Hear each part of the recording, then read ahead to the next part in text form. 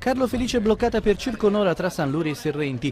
In strada sindaci, consiglieri, amministratori comunali e provinciali, semplici cittadini dei 28 comuni del Medio Campidano. Tutti per esprimere un no deciso allo spostamento dei rifiuti dalla discarica di Villa Cidra a Macchiareddu, come previsto dal piano predisposto dalla Regione. Una protesta civile ma compatta di un intero territorio, che rappresenta la terza provincia in Italia e la prima sarda nella speciale classifica della raccolta differenziata. Lo spostamento è incomprensibile, hanno ripetuto i manifestanti, visto che il provvedimento della Regione viene applicato esclusivamente al Medio Campidano e rappresenta una spesa ulteriore per le tasche dei cittadini. La verità è che invece questo territorio oggi si ribella e si ribella in maniera forte perché non accetterà mai un sopruso di questo tipo. Siamo un territorio virtuoso che merita il rispetto. Perché non si comprende che un provvedimento è per la provincia del Medio Campidano e un altro provvedimento per esempio è per il Sulcis Iglisente, che parte anche in altri diversi.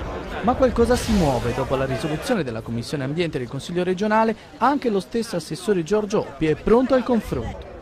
Non nascondo che il Procrosio ha avuto un contatto con l'assessore che ci lascia qualche speranza. Domani attende una piccola delegazione in assessorato per provare a discutere in modo più approfondito il problema. Speriamo che possa portare a una soluzione rapida, insomma.